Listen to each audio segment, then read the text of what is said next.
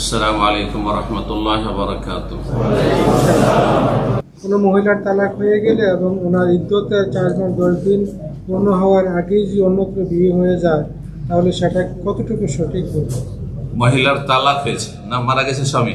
না, তালাক হয়েছে। তালাক হলে 4 মাস 10 দিন ইদ্যত নাই। মারা গেলে বিধবার 4 মাস 10 দিন। ওয়াল্লাযীনা ইউতাওফানা মিনকুম ইয়াযারুনা আযওয়াজান, আল্লাহ বলছেন,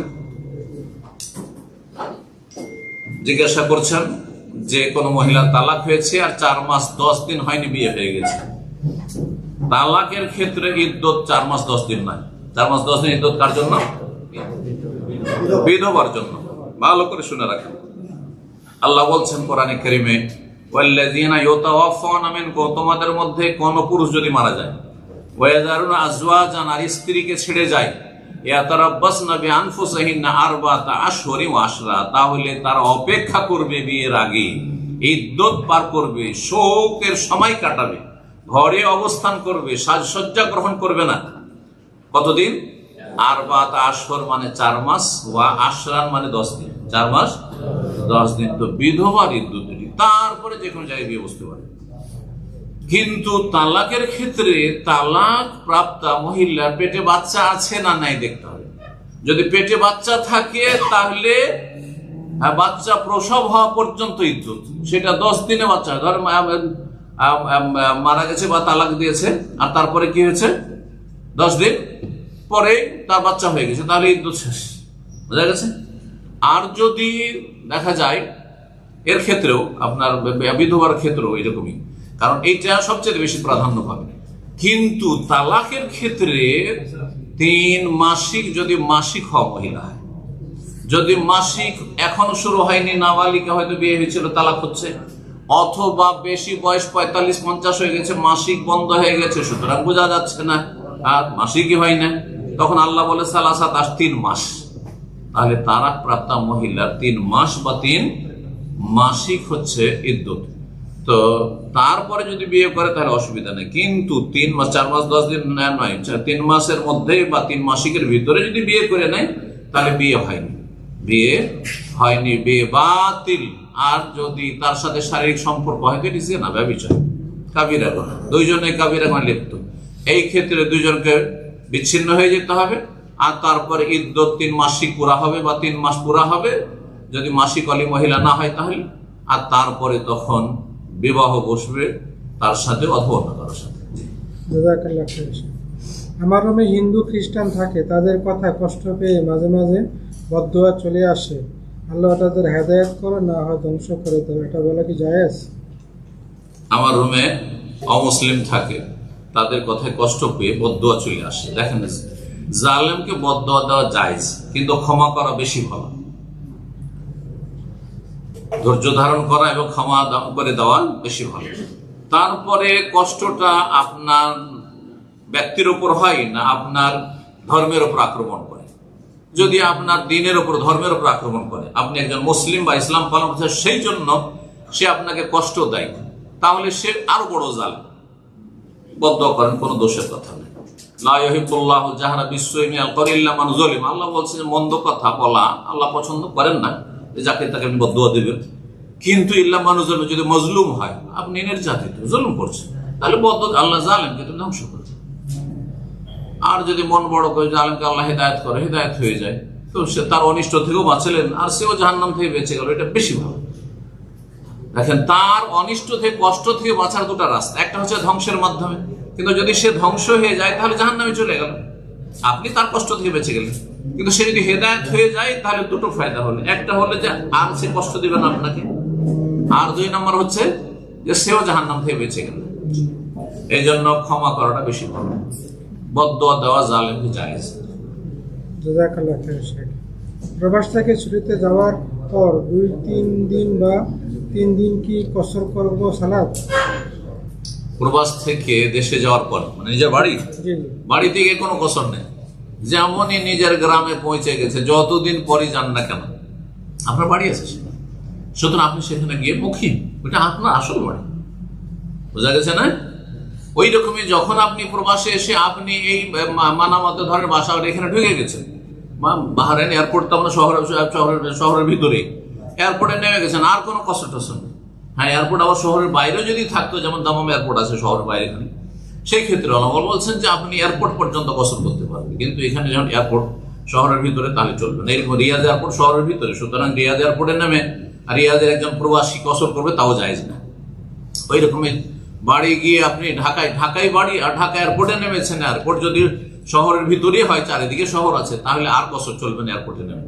কিন্তু ধরেন আপনি ঢাকায় নেমেছেন, বাড়ি চিটাগাং বা অন্য জায়গায় গ্রামে বাড়ি রয়েছে, নারায়ণগঞ্জে বাড়ি রয়েছে, তাহলে আপনি গোসল এয়ারপোর্ট বন্ধ করতে পারেন। যখনই গ্রামে ঢুকে গেছেন আর কোনো কসর চলবে না। জি, শেখ, ফরজ নামাজের সময় হয়ে গেলে ইমামের জন্য কতক্ষণ অপেক্ষা করা করবো? ফরজ নামাজের সময় মানে একামতের সময় হয়ে গেছে, ফরজ নামাজের সময় হয়ে গেছে, একামতের সময় হয়েছে, ইমাম আসতে দেরি হচ্ছে, কতক্ষণ অপেক্ষা করবো? এই ক্ষেত্রে শরীয়তে কোনো বাধা ধরা সময় দেওয়া নাই যে আপনি এতক্ষণ ইমামের অপেক্ষা করতেই হবে। কিন্তু যদি আওকাফের আইন থাকে, যেমন সৌদি আরবে আওকাফের আইন আছে যে 5 মিনিট অপেক্ষা করতে পারে না ইমামের জন্য, ম্যাক্সিমাম 5 মিনিট বিলম্ব করলে অপেক্ষা করতে, 5 মিনিটের বেশি অপেক্ষা করলে আপনার আওকাফ থেকে আপনাকে চার্জ করে, কেন লেট করলেন।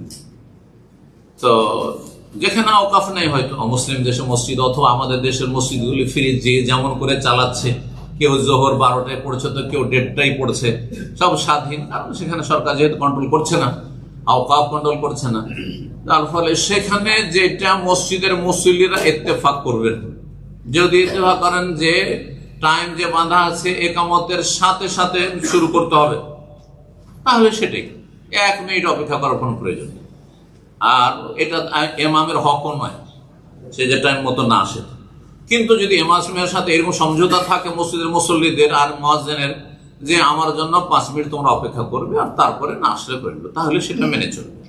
সবাই মিলে যেটা মিলেমিশে ইত্তেফাক হবে, একমত হতে পারবে, সেটার উপর আমল করবে।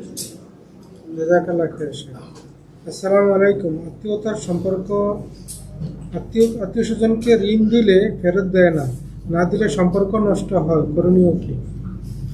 যে আত্মীয়দেরকে ঋণ দিলে সম্পর্ক নষ্ট হয়, তো এখন করণীয় কি?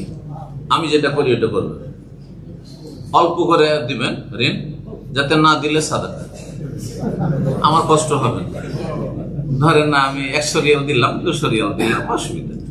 হ্যাঁ, ওটা হয়ে গেল 5-10 হাজার টাকা ওদের দেশে হয়ে গেল, ধার বলেই দিলাম, কারণ দিতে পারবে, সাদাকা একবারে নিবে না হয়তো, আর ধার বলে দিলাম। জাকাত কিন্তু না, জাকাত হলে তখনই নিয়ত করা ফরজ, কিন্তু এমনি নফল সাদাকা মনে মনে নিয়ত করলাম, যদি না দিস তো সাদাকা, আর দিয়ে দিলে ওইটা নিয়ে এলাম তোমার কাছ থেকে, বোঝা গেছে না?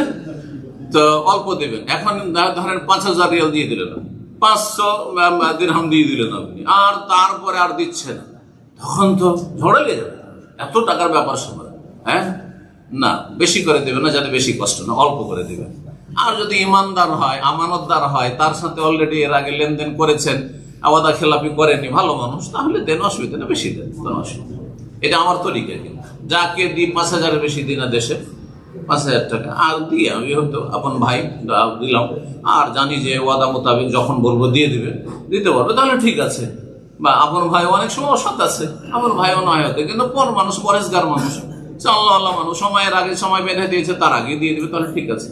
কিন্তু আমাদের দিনী ভাইয়েরা আজকাল অনেকেই কিন্তু এর পর্বই করে না। দিনী ভাইয়েরা শুধু আকীদার ভাই অনেকেই, কিন্তু আখলাক চরিত্র লেনদেনে বড়ই খারাপ অবস্থা। এটা আমার অভিজ্ঞতা, সৌদি আরবে বলছি, তা আপনাদের এখানে জানি না কি অবস্থা। যার ফলে ধার নেই 3 মাস বলে 3 বছর 4 বছর হয়ে গেছে, চাইলে আরো রাগ করে।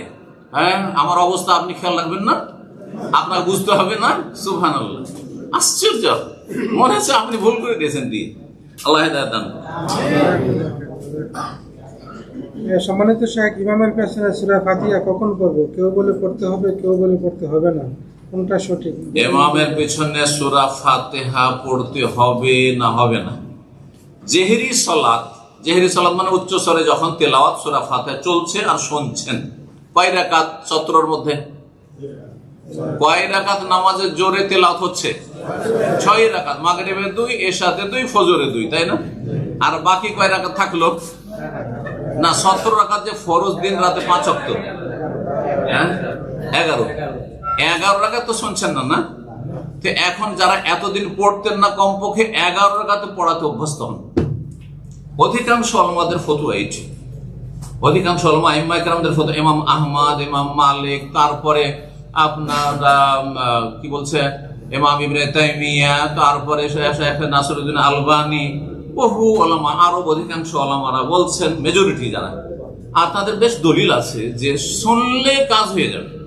সুতরাং কমপক্ষে যখন শুনছেন না 11 রাকাতে অবশ্যই সূরা ফাতিহা পড়বেন, কারণ সূরা ফাতিহা ছাড়া নামাজ হয় না। সহিহ হাদিস, প্রত্যেকটি হাদিসের ক্ষেত্রে পাবেন যে লা সালাতা লিমান লাম ইয়াকরা বিফাতিহা, সূরা ফাতিহা না পড়লে নামাজ হয় না। 11 রাকাত পড়াতে অভ্যস্ত যারা একেবারে জিরোতে ছিল, ওখান থেকে উঠে আসে।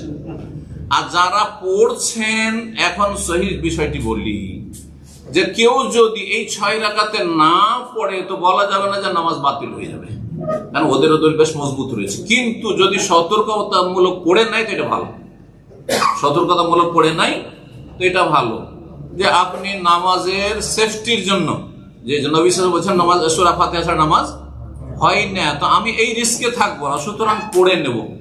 ইমাম যখন দলিল পড়লো, আমির বলেনি, আপনি পড়তে শুরু করে দেন, অন্য সূরা শুরু করে দিক আর থামুক, অসুবিধা নেই, পড়ে নেব। এটা সবচেয়ে ভালো এহতিয়াত। জাযাকাল্লাহু খাইর।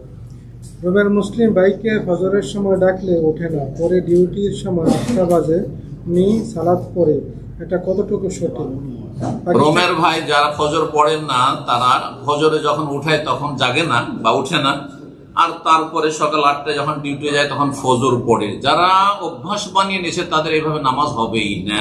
আলোচনা, নামাজের ওয়াক্ত পার করার পরে নামাজ কবুল হবে না। একমাত্র অনিচ্ছাকৃত ঘুম চেপে ছিল, উঠতে পারেনি, তখন যে কোনো সময় যখন জাগবে তখন পড়বে।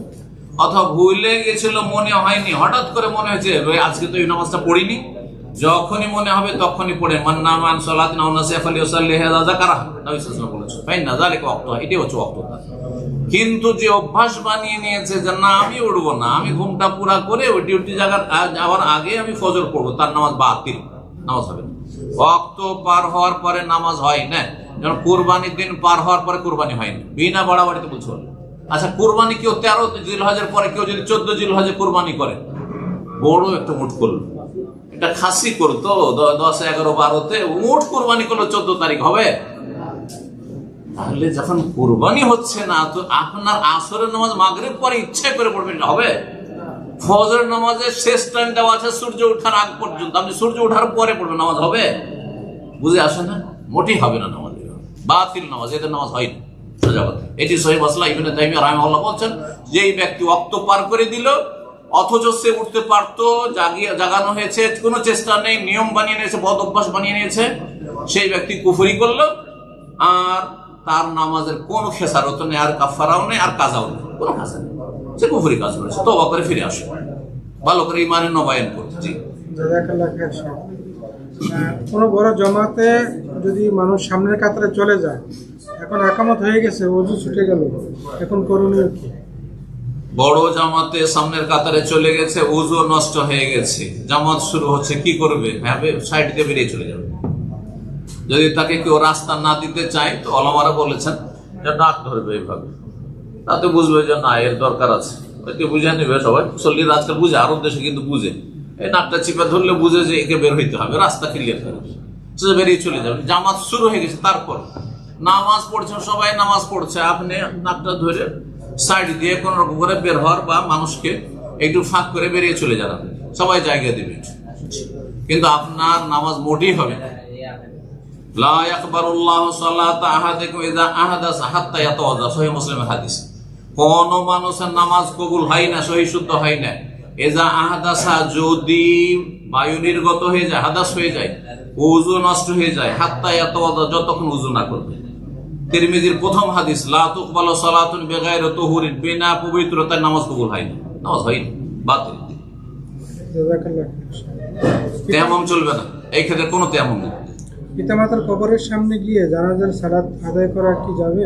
পিতামাতার কবর না, যে কোনো মুসলিমের কবর, মুসলিমের নরনারীর কবর, তাজা তাজা কবর, হয়তো 1 মাসের ভিতরে আছে, আপনি বাড়ি গেছেন, দেশে গেছেন, অথবা বাইরে ছিলেন, এসেছেন, আর দাফন হয়ে গেছে, আপনি কবর সামনে করে, মাইয়াতের খাট যেমন সামনে থাকে, কবর সামনে করে জানাজা পড়তে পারেন, একাও পড়তে পারেন, দল বেঁধেও পড়তে পারেন, কোনো অসুবিধা নেই। নবী সাল্লাল্লাহু আলাইহি ওয়াসাল্লাম পড়েছেন। যে মহিলা মসজিদ নববীর ঝাড়ুদার ছিল, সে রাতে মারা গেছে, নবী সাল্লাল্লাহু আলাইহি ওয়াসাল্লাম তার জানাজা পড়েছেন। তারপরে ওহদের সোহাদাদের জানাজা নবী সাল্লাল্লাহু আলাইহি ওয়াসাল্লাম পড়েছেন কয়েক বছর পরে। জি, শেষ ইন্তেকাল কয়েক বছর, 8 বছর পর, 8 বছর পর পড়েছেন। জায়েজ আছে। শেখ, রুকু থেকে উঠে বুকের উপরে হাত বাঁধা কি বিদআত কিনা? রুকু থেকে উঠে বুকের উপর হাত বাঁধা বিদআত, এই কথাটি বাড়াবাড়ি। এ ফতোয়া একজন আলেম শুধু দিয়েছেন বড় আলেমদের মধ্যে, কিন্তু সেটা বাড়াবাড়ি। যদি এটাকে আপনি সুন্নত মনে করেন তাহলে পালন করবেন, আর না হলে আপনার কাছে সুন্নত না, আপনি করবেন না। কিন্তু বেদাত বলা এটা বাড়াবাড়ি, বেদাত বলা যায় না। আপনার কাছে ভুল, আপনি করিয়েন না, আর যার কাছে সহি তাকে করতে দেন।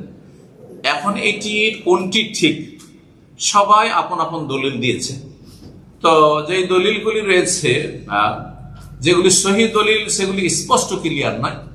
আর যেগুলি স্পষ্ট যে বুকে হাত বাঁধতে হবে বা বাঁধেছেন, সেগুলি দুর্বল, যার ফলে আল্লামা আলবানী একটু শক্ত ফতোয়া দিয়েছেন। কিন্তু শেখ বিন বাজ, শেখ বিন উসাইমিন, তারপর আরো সমস্ত ওলামারা বুকে হাত বাঁধাটাই বলছেন যে এটাই সুন্নাহ, সহিহ সুন্নাহর কাছাকাছি। আর এতে খুশু আছে, হাত ছেড়ে রাখলে অত খুশু নেই, কিন্তু হাতটা যদি বেঁধে রাখেন তাহলে এতে বেশি কিন্তু একগ্রতা আছে, খুশু আছে, যে হ্যাঁ আল্লাহর সামনে আপনি দাঁড়িয়ে আছেন। যার ফলে এটা বেশি, যারা সহি বলছে তারা আমল করুক, আর যারা সহি বলছেন না তারা ছেড়ে দিক, কিন্তু আমি ফতোয়া দিই না। জি, জাযাকাল্লাহ খাইর। শেখ, শবে বরাত সম্পর্কে একটু জানতে চাই। শবে বরাত নেই, শবে কাদার আছে। শবে বরাত বলে কোনো রাতি নেই, এর নামটি বেদাত। আমার শবে বরাত আলোচনাতে যে বেদাতের দিকগুলি বলি, তার মধ্যে এর নামটাই বেদাত। কোন হাদিসে দেখান সব মানে রাত, লাইলাতুল আর বারাত, লাইলাতুল বারাত বলে কোন একটি জয়ীফ হাদিস দেখান। নিসফে শাবান বলে আছে, আর নিসফে শাবানের ফজিলতে যত হাদিস আছে হয় জাল নাহি জয়ীফ। যার আর এই শবে বরাত নামটাই তো বেদাত। না হলে দেখান স্পষ্ট ভাষা বলছে যে কাউকে বলে যে লাইলাতুল বারাত, মানে সব সব কথা কিন্তু ফার্সি শব্দ, ওর আরবি লাইলাতুল বারাত বলে একটি হাদিস শেখ মতিউর রহমান চেয়েছে।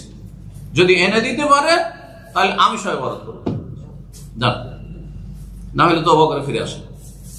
জাযাকাল্লাহ খাইর। শেখ, ডিউটিতে থাকার কারণে জোহর পড়তে না পারলে পরবর্তী ওয়াক্তে করা যাবে কি? কারোর সাথে ঝগড়া হলে তার সাথে কথা না বলে বিরত থাকা যাবে? একটা প্রশ্ন, ডিউটিতে থাকলে জোহরের সালাত না পড়তে পারলে পরবর্তী সময়ে ওয়াক্তে করা যাবে? পরবর্তী মানে আসরে জি।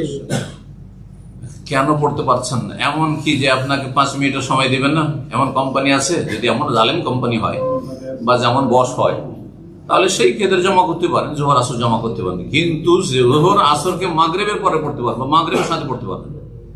জোহরকে আসরের সাথে জমা করার একটা সুযোগ আছে এইরকম ইমার্জেন্সি ক্ষেত্রগুলি। কিন্তু আপনাকে, আপনার মতো লোক যারা সিগারেট পান করে, বিড়ি খায়, তাদেরকে সিগারেট পান করার জন্য সময় দিচ্ছে কোম্পানির ফোরম্যান, সুপারভাইজার, আর আপনাকে আল্লাহর ইবাদত করার জন্য সময় দিবে না। এটা অসৎ লোক, বুঝতে পারছেন কিনা? তার যদি সিগারেট পান করার জন্য সময় নেওয়ার অধিকার থাকে তার শ্রমিক হিসেবে, তাহলে আপনার আল্লাহর ইবাদতের জন্য সময় নেওয়ার অধিকার আছে। 7 থেকে 8 মিনিট লাগবে 4 রাকাত নামাজ, এর বেশি লাগবে। আর যারা সিগারেট খায় ওরাও এতটাই সময় লাগিয়ে দেয়, লাগাই না।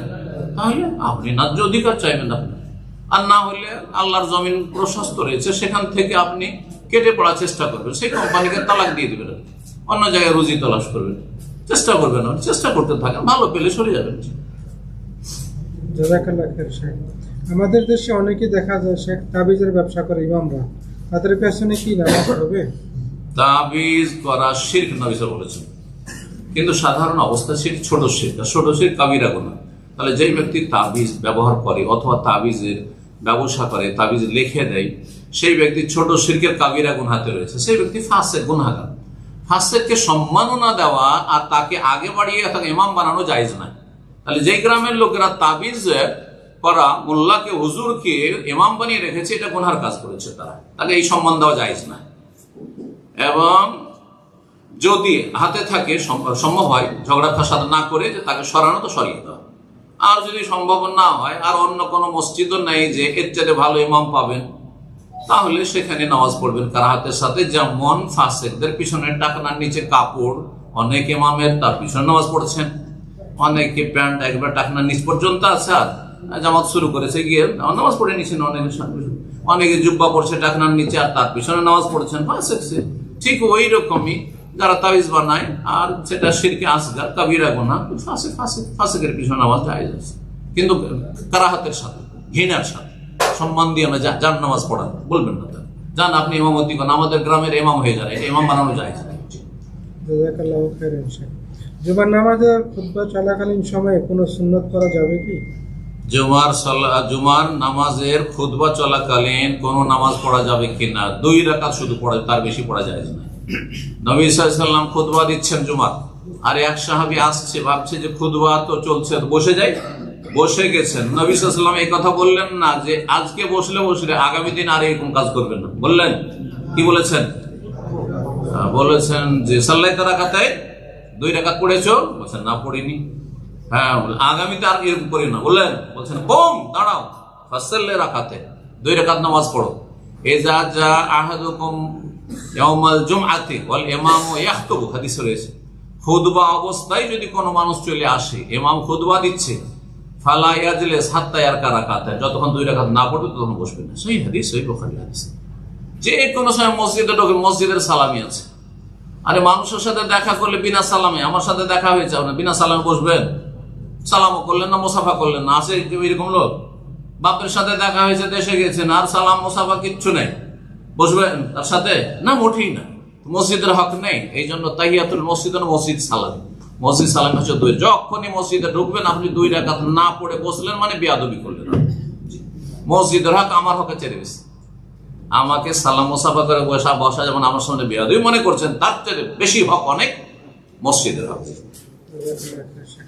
একটা প্রশ্ন, শেখ, মাথায় টুপি না পরা কি সুন্নত নাকি ফরজ? টুপি না পরলে কি নামাজ হবে? দেখেন, টুপির সম্পর্ক নামাজের সাথে নেই, কিন্তু টুপি ভালো সাজ, টুপি সবসময় যারা পরে ভালো। কারণ ভারত, বাংলাদেশ, পাকিস্তান উপমহাদেশে টুপি দিয়ে মাথা ঢাকাটা এটা সম্মানিত মানুষের পরিচয়। আরব দেশগুলিতে টুপি প্লাস এই রুমাল সাদা অথবা লাল, এই গুতরা লাগানো বা রুমাল লাগানো, সুমাগ লাগানো, এটা হচ্ছে সম্মানের কাজ। হ্যাঁ, এটা হচ্ছে সম্মান। যার ফলে কোন ইমামকে দেখবেন না যে শুধু টুপি পরে আরব দেশে, অথবা টুপিও নেই আর নামাজ পড়িয়ে দিচ্ছে, কোন ইমামকে দেখবেন না। কারণ এটা অনেক জায়গায় বাধ্যতামূলক আছে যে লাগাইতে হবে এটা ইমাম সাহেবকে, বোঝা গেছে না? তাহলে বোঝা। আর আল্লাহ রাব্বুল আলামিন ভালো জিনতের সাথে, ভালো সাজের সাথে মসজিদ আসতে, খুজু জিনাতাকুম ইনদা কুল্লি মসজিদ, কোরআনে কারিমে রয়েছে, প্রত্যেক মসজিদে তোমরা সাজসজ্জা গ্রহণ করে যাও। তাহলে ভালো পোশাকে যাওয়ার দাবি হচ্ছে যে ভালো পোশাক হচ্ছে আপনার ঢিলা ঢালা কাপড়, তার সাথে টুপি, আর মাথা খুলে চলবেন। আর মনে করবেন যে এটাই ঠিক না, এটাই ঠিক নয়, তবে টুপি সুন্নত নয়। টুপিকে সুন্নত বানিয়ে দেবেন দাড়ির মতো, আর দাড়িকে আপনি ওয়াজিবকে আপনি সুন্নতে নামিয়ে দেবেন, এটা জুলুম করবেন আপনি। বুঝছেন মাসলা? দাড়ি ওয়াজিব সুন্নত নয়, আর টুপি সুন্নত নয়। টুপি ইসলামী সাজ, মানে টুপি দেখে মুসলিম চেনা যায়। বোম্বাই পিস টিভির রেকর্ডিং এ 2009 থেকে নিয়ে আপনার 14 পর্যন্ত 4 বার গিয়েছি। তো এখন মাঝে মাঝে জুমার দিনে, বিশাল শহর, কোথায় জুমা মসজিদ আছে, কারণ মুসলিম মেজরিটি, জুমা মসজিদ, তারপরে জুমা মসজিদ বেরলবিদেরও আছে, দেওবন্দীদেরও আছে, আবার আহলে হাদিসও আছে। আমরা সহিহ আকীদা মসজিদে যাব, এখন কেমন করে চিনবো? চেনা তো যায় না, কারণ দাড়ি তো নাই, ওইরকম দাড়িওয়ালা লোক পাচ্ছি না। জুমার আগেখানে যাচ্ছি, আমরা রেকর্ডিং এ যাচ্ছি, সেই আপনার স্টুডিওতে, রাস্তায় আরো আমার সাথে 2-1 যারা স্পিকার ছিলেন। তো আমরা একটা হেকমত অবলম্বন করলাম, কেমন করে চেনবো, কাকে জিজ্ঞাসা করে? হিন্দুকে জিজ্ঞাসা করে তার মসজিদের অ্যাড্রেস দিতে পারবে না, যাকে তাকে জিজ্ঞেস করলে হবে না। দেখছি যে না, টুপিটা পরে আছে, দাড়ি নেই, প্যান্ট শার্টই আছে, কিন্তু টুপি আছে। বোম্বাইয়ের একটা বৈশিষ্ট্য যে টুপি থাকবে, দাঁড়িয়ে না থাকবে। তো এইটা দিয়ে তখন টুপিওয়ালা পেয়ে তখন গাড়ি দাঁড় করে দিয়ে জিজ্ঞাসা, ড্রাইভার করলে একে জিজ্ঞেস করা। তো জিজ্ঞাসা করতে গিয়ে হেকমত, আমি জিজ্ঞেস করলাম, হেকমতটা শুনে জিজ্ঞাসা করলাম যে এইখানে আশেপাশে মসজিদ আছে? হ্যাঁ আছে, আমি নামাজ পড়তে যাচ্ছি। তো আমি বললাম যে দেওবন্দি না বেরলবি? কারণ যদি বেরলবি হয় অথবা শিয়া হয়, আর আমি যদি আহলে হাদিস বলি তো আগুনে জ্বলে যাবে, আগুন হয়ে যাবে। তো আহলে হাদিস না, আমি তো বলা যাবে না। তো আমি বলছি দেওবন্দি না বেরোলি, না না আহলে হাদিস, হ্যাঁ আহলে হাদিস, মাশাআল্লাহ। তার মানে সে ছেলেটা সই আকীদা মনে আছে। তো আমি ওই মসজিদে যাচ্ছি, চলো গাড়িতে উঠিয়ে না, গাড়ি খালি আমাদের, গাড়িতে উঠিয়ে এলাম, ও আহলে হাদিস মসজিদে পৌঁছে দিল, জুমা পড়লাম। বুঝতে পারছেন? তো টুপি থাকার ফায়দাটা বলছিলাম। অনেক সময় দাঁড়িয়ে না, কিন্তু টুপি দেখে চেনা যাচ্ছে যে আপনি মুসলিম। তো টুপিটা রাখার চেষ্টা করবেন, মসজিদের বাইরেও। কিন্তু নামাজের সময় টুপি না থাকলে একটা রুমাল বেঁধে নেবো, ময়লা রুমাল, হাত মুছা, নাক মুছা, মুখ মুছা, এইটা ভালো কাজ নয়, কিন্তু এটা ভালো কাজ। বুঝতে পেরেছেন? টুপি থাকলে টুপি পরে, না হলে খালি মাথায় নামাজ পড়ে, কোন দোষের কথা, কোনো মাকরু নাই। খালি মাথায় নামাজ পড়া মাকরু নাই, কারণ টুপি পরা সুন্নত নয়, টুপি পরা ইসলামী সাজ। আর ভাষা বুঝছেন না? বুঝছেন না? মানে মুসলিম চেনা যায়, মুসলিম সভ্যতা হচ্ছে যে মাথাটা ঢেকে রাখা। জি, জাযাকুমুল্লাহ খাইরান। শেখ, যদি কেউ বলে যে নামাজ না পড়লে কি হবে, আমার ইমান ঠিক আছে, সেটা কতটুকু সম্ভব? একটু আগে তো বললাম যে বলবে যে নামাজ না পড়লে কি হবে, আমার ইমান ঠিক আছে, মানে এখান ঠিক আছে, সে হচ্ছে কাযযাব, মিথ্যুক, সে চরম মিথ্যুক, সে একবারে মিথ্যুক। ভিতরে যদি আমার আতর থাকে, পাশে বসলে আপনি সেন্ট পাবেন, বোঝা গেছে? আর বগলে লম্বা লম্বা যেতে বগলের পশম অনেকে রাখেন, এইদিকে জেনারেল শিক্ষিত মানে খুব শিক্ষিত, আর 6 মাস ও বগলের লোম সাফ করেনি, তার গন্ধের শেষ নেই, একটুতে ঘামছে বগল, তাই না? তো ভিতরের গন্ধ উপরে পাওয়া যাচ্ছে, ঠিক কিনা? তো তোমার বাহ্যিক অবস্থা কেন খারাপ, বেনামাজি কেন, তার মানে তোমার ভিতর আরো খারাপ। তোমার ভিতরে গলিজ আছে বলি তুমি নামাজি হইতে পারো নি, বোঝা গেছে? আল্লাহ হেদায়েত দান করুন। নাস্তিকদের কথা। আমার রুমমেটকে প্রায় সময় বলি নামাজের কথা, কিন্তু সে অনেক সময় আমাকে বলে, কত নামাজি দেখেছি তোমার মতো। মোল্লারা এখন সমস্যা, এটা কতটুকু সঠিক? এরা সীমা লঙ্ঘন করে।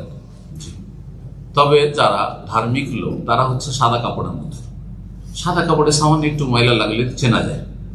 আর বাকি যারা এই 50-50, কিছু ধর্মকর্ম করে, কিছু অধর্মও করে, পাপও করে, তারা হচ্ছে কালো রঙের কাপড়ের মতো। এই কাপড়ে 1 মাস পরে থাকলেও বোঝা যাবে না যে ময়লা আছে, যে কালো প্যান্ট আপনার। কিন্তু মাথার টুপিটা 1 সপ্তাহ পরতে পারবেন না, ঠিক ওই রকম, বুঝছেন না? তো আমরা হচ্ছে যারা একটু ধার্মিক লোক, একটু নিজের মান সম্মানের খেয়াল রাখবেন। আপনার ছোট গুনাহ করলেও কবিরা গুনাহ হয়ে গেল সমাজের কাছে। হ্যাঁ, আর ওরা 7 খুন করার পরও হজে চলেছে ফেরেশতার সাথে। আল্লাহ হেদায়েত দান করুন।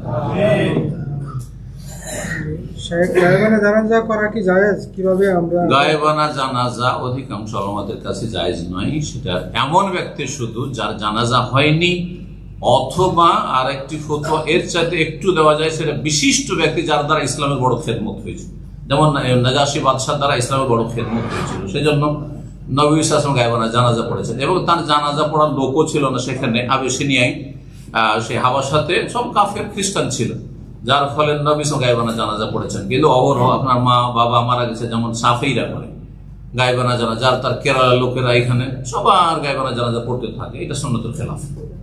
এই সুন্নত নবী সাল্লাল্লাহু আলাইহি ওয়াসাল্লাম থেকে প্রমাণিত।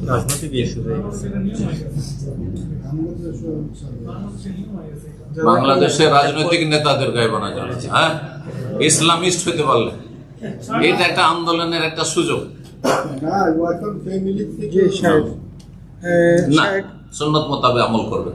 বিশিষ্ট ব্যক্তি, বড় আলেমে দ্বীন, বড় মুসলিম ভালো শাসক, যার দ্বারা দেশের অনেক ভালো কাজ হয়েছে, মুসলিম শাসক হোক অথবা বড় আলেমে দ্বীন হোক, তাদের গায়েবানা জানাজা পড়তে পারে, আর সাধারণদের নয়। জিনে যারা মানুষের কাছে কি কোনো চিকিৎসা নেওয়া যাবে?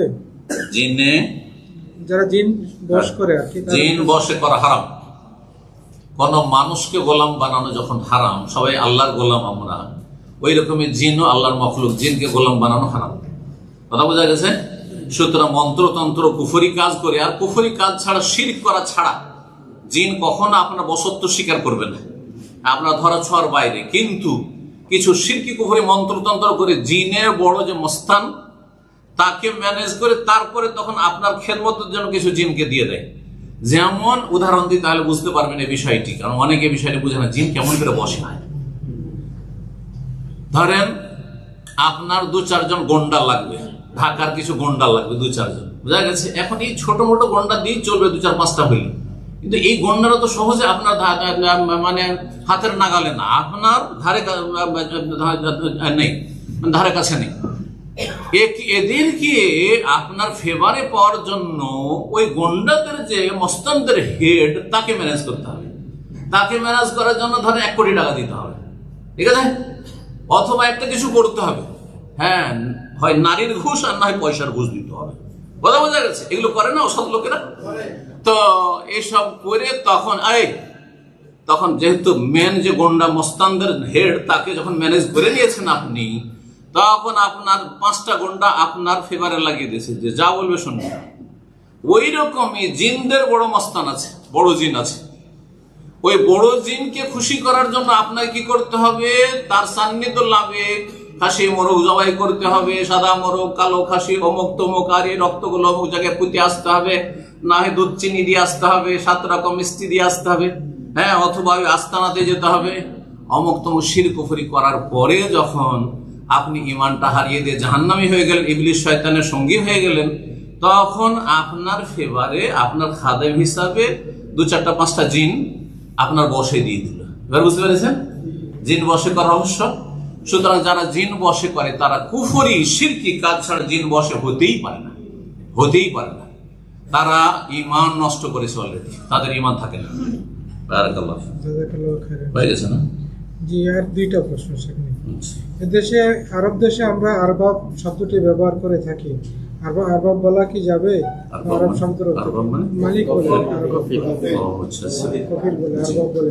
আরবাব, দেখেন রব, আর রব আলিফ লাম দিয়ে শুধু আল্লাহর জন্য, যেমন আর রাহিম আল্লাহর জন্য শুধু, কিন্তু মানুষকে রহিম বলা যাবে। মানুষকে রহিম, রহিম মানে দয়ালু। আবি রহিমুন, আমার আব্বা বড় দয়ালু মানুষ।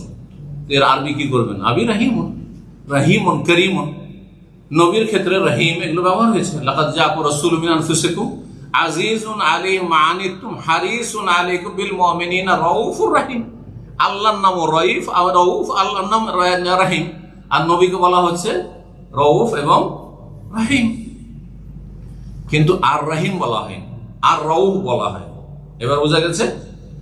সুতরাং যদি রব বলা হয় মানুষকে, রব্বুদ্দার, হ্যাঁ, রব্বুল বাইত, বাড়ির মালিক, তারপরে এই লেবারদের মালিক, এই রব্বুশ শারিকা, এই কোম্পানির মালিক, আর রব শব্দটি ব্যবহার করা হয়, এটি জায়েজ।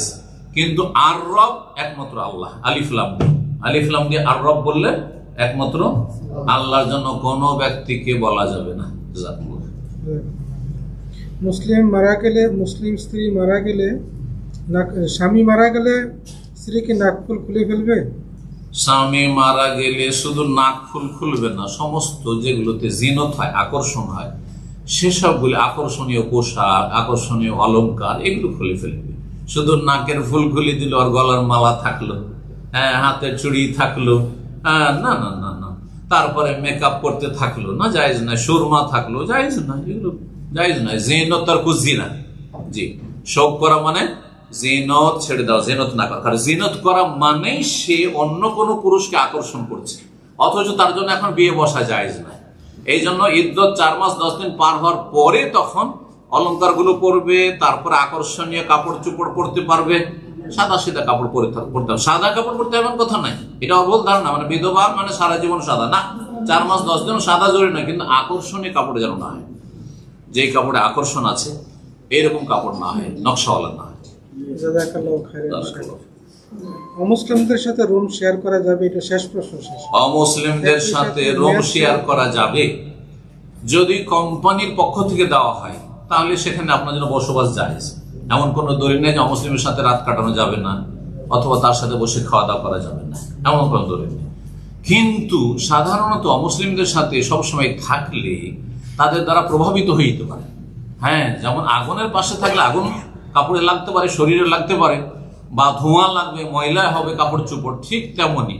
সুতরাং যদি আপনার নিজের ভাড়া পে করা রুম হয়, যে আপনি নিজেই চয়েস করছেন রুম, তাহলে অমুসলিমদের সাথে কেন? মুসলিম সমাজের বেনামাজির সাথে বাস করবেন, মুসলিম সমাজের মদখোরদের সাথে বাস করবেন না, যারা নারী ফিতনায় লিপ্ত তাদের সাথে বাস করবেন না, যারা বেঈমান সুদখোর তাদের সাথে বাস করবেন না, আরাম যারা খায় তাদের সাথে বাস করবেন। কারণ ছোঁয়াচে রোগের মতো, হ্যাঁ, এই ছোঁয়াচে লেগে যাবে আপনাদের।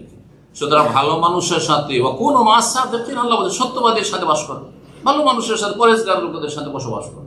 আল্লাহ তৌফিক দান। শেখ, আমার ছোট ভাই তার ওয়াইফের সাথে রাগ করে 3 তালাক দিয়ে দেয় মোবাইলের, তারপর সে একটি বিয়ে করে। ইসলাম কি বলে প্লিজ? তালাকের মাসলা সরাসরি আলেমের কাছে স্বামী স্ত্রীকে জিজ্ঞেস করবে। তালাকের মাসলা মহাদারাতে হয় না, আরব দেশে এটা হচ্ছে সিস্টেম, ঠিক আছে? তালাকের মাসলা এইভাবে এত সস্তা নয়, তালাক দেবেন আর আপনি সস্তাতে বিনা ফ্রি কষ্ট করে দেবেন। আসসালামু আলাইকুম, সম্মানিত শেখ, আল্লাহর জন্য আপনাকে অনেক ভালোবাসি। আহ্বাকুমুল্লাহ। প্রশ্ন, ঈদের দিন ফরজ এর নামাজ পড়ে যদি মসজিদে বসে থাকি এবং ঈদের জামাতের পূর্বে আমি ইশরাকের সালাত পড়তে পারবো? যে মসজিদে বসে আছেন ঈদের দিন, প্রশ্ন করেছেন, খুব ভালো প্রশ্ন। কারণ আরব দেশে ফজর পড়েই বসে থেকে যেত অনেক সময় মসজিদে ঈদ পড়ার জন্য। আর তারপরে সূর্য উঠে গেল, তখন কি আমি ইশরাক পড়তে পারবো যদি টাইম থাকে? কিন্তু সাধারণত থাকে না। আরব দেশগুলিতে সূর্য ওঠার 15 মিনিট পরেই আপনার ঈদের সালাত শুরু হয়ে যায়। তাহলে আপনি কখন ইশরাক পড়বেন? ইশরাক তো আর সূর্য ওঠার সাথে সাথে পড়া যায় না, কমপক্ষে 15 মিনিট ইন্তজার করতে হবে, যাতে করে ঈদা রোমহীন এক মাস বা এক বর্ষা সমান সূর্য পুরোটা উঠে যায়। 15 মিনিট মোটামুটি লাগে, যার ফলে টাইম নেই। কিন্তু টাইম যদি থাকে, ধরেন আরো আধা ঘন্টা দেরি করবে সূর্য ওঠার পরে, তাহলে পড়ে নিতে পারেন, জায়েজ আছে। জাযাকাল্লাহ খাইর শেখ। আসসালামু আলাইকুম শেখ, আমার প্রশ্ন হচ্ছে বিয়েতে মেয়ে এবং ছেলে আগের দিন গায়ে হলুদ দেওয়া ইসলামে কতটুকু জায়েজ? বিয়েতে হলুদ দেওয়া, নিজেই যদি একটু হলুদ মেখে নেই সুন্দর হওয়ার জন্য, আজকাল তো মেকআপের ব্যবস্থা এক সময় ছিল না, সেজন্য সৌন্দর্য বাড়ানোর জন্য হলুদ নিজে মেখে নিল, ঠিক আছে। কিন্তু মাখাচ্ছে পুরুষকে, মহিলারা মাখাচ্ছে, খালাতো বোন, মামাতো বোন, চাচাতো বোন, এই যে নোংরামি, এগুলি হারাম কাবিরা গুনাহ, এগুলো নোংরামি, অশ্লীলতা, এগুলো ফাহেশা। এইরকমই ছেলেকে যেমন মাখাচ্ছে মহিলারা, তেমন মেয়েকে মাখা, তারপরে হলুদ মাখার নামে হাসি মজাক রহস্য একে অপরকে, আর দেবর গিয়ে ভাবিকে দিল মাখিয়ে, বুঝতে পারছেন না? নোংরামি, কাদা মাখানো আর এই হলুদ মাখানো, এই সমস্ত হারাম। এই জন্য এইসব নোংরামি গুলোতে বেঁচে থাকবে, এগুলো জায়েজ নয়। হলুদ মাখার প্রথা আসলে এগুলো ইসলামে নেই। আসসালামু আলাইকুম শেখ, বাংলাদেশ প্রবাসী কল্যাণ ব্যাংক থেকে যে ঋণ দেওয়া হয়, এটা নিয়ে কি ব্যবসা প্রতিষ্ঠান করা যাবে? বাংলাদেশ প্রবাসী কল্যাণ ব্যাংক থেকে ঋণ দেওয়া হয়, তাতে কি সুদ নেওয়া হয়?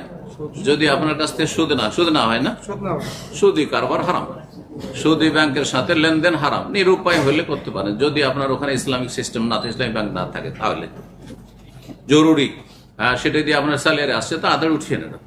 কিন্তু সুদি ব্যাংকের সাথে কারবার করা জায়েজ না কোনো মুসলিমের। সুদ কাবিরা গুনাহ। তেলাওয়াতের পর সাদাকাল্লাহুল আযীম বলা সম্পর্কে বিধান কি? তেলাওয়াতের পরে নবী সাল্লাল্লাহু আলাইহি ওয়াসাল্লাম সাহাবায়ে কেরামগণকে তেলাওয়াত করতে বলেছেন। ইবনে মাসউদের হাদিস রয়েছে, আরো বেশ কিছু হাদিস। কিন্তু নবী সাল্লাল্লাহু আলাইহি ওয়াসাল্লাম বলেছেন হাসবুকা, বাস থেমে যাও। কিন্তু না নবী সাল্লাল্লাহু আলাইহি ওয়াসাল্লাম নিজে সাদাকাল্লাহুল আযীম পড়েছেন, না সাহাবীরা কেউ পড়েছেন। এই সাদাকাল্লাহুল আযীম পড়াটা পরবর্তীকালে কারি সাহেবেরা মেসর থেকে শুরু করে, খেয়াল খুশি ইস্তেহসান ভালো মনে করে, কিন্তু আসলে এটা সুন্নত নয়, সুন্নতের খেলাফ কাজ, না করে উচিত, না করে উচিত। জি,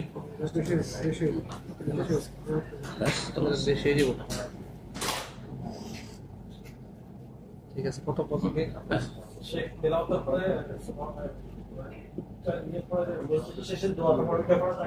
মজলিসের কাফারা তেলাওয়াতের পরে যেখানে হাদিসে আছে যে ফাকাসরা ফিহিল লাগাত, যদি হইচই হয়ে থাকে, দুনিয়াদারির কিছু কথা হয়ে থাকে, সেই ক্ষেত্রে বিষয়ে পড়ার কথা বলা হয়েছে। কিন্তু এমনিতে কোরআন তেলাওয়াতের পরে কাফারায়ে মজলিস পড়া আর সেখানে যুক্তিসঙ্গত নয়। একটি হাদিস পেশ করা হয়ে থাকে যে কোনো ভালো আলোচনার পরে, যেমন দিনই আলোচনা চলছে বা ভালো, তার মধ্যে কিছু ভুল গাফিলতি, কারো কেউ ঝিমিয়েছে, ঘুমিয়েছে বা কিছু ভুল ভ্রান্তি হয়েছে, তো এক কথায় এইসব ক্ষেত্রে তো ঠিক আছে। কিন্তু এমনি কোরআন তেলাওয়াত করবেন আর কোরআন তেলাওয়াত শেষ করলেন, তখন মজলিসের কাফারায়ে মজলিসে দোয়া পড়বেন না, এরকম একটা প্রশ্ন, কদম বসি মানে কি? এবং কদম বসি, কদম মানে পা, আর বসি মানে চুমা দেওয়া। হিন্দুরা এটাকে পায়ের ধুলা নেওয়া বলে, বড়দের পায়ের ধুলি নেওয়া, তো হিন্দুদের থেকে এসছে। কদম বসি জায়েজ নয়, বড়দের পা ছুঁয়ে সালাম করা জায়েজ নয়। কদম বসি মানে পা ছুঁয়ে সালাম করা, এটা জায়েজ নয়। হ্যাঁ, হাত ছুঁয়ে সালাম করা, হাতে হাতে মুসাফা করে সালাম করা ঠিক আছে, কিন্তু কদম বসি করে সালাম করা জায়েজ না। বড়দের কপালে চুমা দিতে পারেন, বাপ, মা, খালা, হ্যাঁ কালু ওস্তাদ মাথায় চুমা দিতে পারে, কিন্তু পায়ের ঝুঁকে সেজদা সালাম করা এটা রুকুর মতো, সুতরাং এক ধরনের শিরক হয়ে যায়। জাযাকুমুল্লাহ। জি, প্রথম প্রশ্নটা যেটা ছিল, পরে যে তিনি একটা বিয়ে করছেন, এই বিয়েটা কি জায়েজ হবে? মানে প্রথম তাও বলা যাবে না। এখন বিয়ে কাকে বিয়ে করেছেন? অন্য কাউকে বিয়ে করেছেন, জি, অন্য তো একসাথে তো 4টা বিয়ে করতে পারে, অসুবিধা কি? কি তালাক হলো না হলো তার সাথে কি সম্পর্ক? 4টা বিয়ে করতে পারে একসাথে। জি, সম্মানিত ভাইরা, আমাদের 3 দিনের প্রোগ্রাম আজকে শেষ হলো। আমরা দোয়া করি শেখের জন্য আবারও পুনরায় আবার আসতে পারেন এবং আল্লাহ সুবহানাহু ওয়া তাআলা শেখের জন্য হায়াতে তয়্যিবা দান করেন। আমরা সবাই শেখের জন্য দোয়া করি, আমরা শেখের থেকে যেন উত্তম নসিহা এবং ভালো ইলম যেন আমরা নিতে পারি। আল্লাহ যেন আল্লাহ সুবহানাহু ওয়া তাআলা শেখের জন্য হায়াতে তয়্যিবা দান করেন। মজলিসের কাফারাত দোয়া পড়ে নেওয়া যায়। সুবহানাকা আল্লাহুম্মা ওয়া বিহামদিকা আশহাদু আল্লা ইলাহা ইল্লা আনতা আস্তাগফিরুকা ওয়া আতুবু ইলাইক। জাযাকুমুল্লাহ খাইর। আপনাদের অনেক অনেক শুকরিয়া, দোয়া করি আল্লাহ যেন আপনাদেরকে ভালো রাখেন, হেফাজতে রাখেন। জাযাকুমুল্লাহ।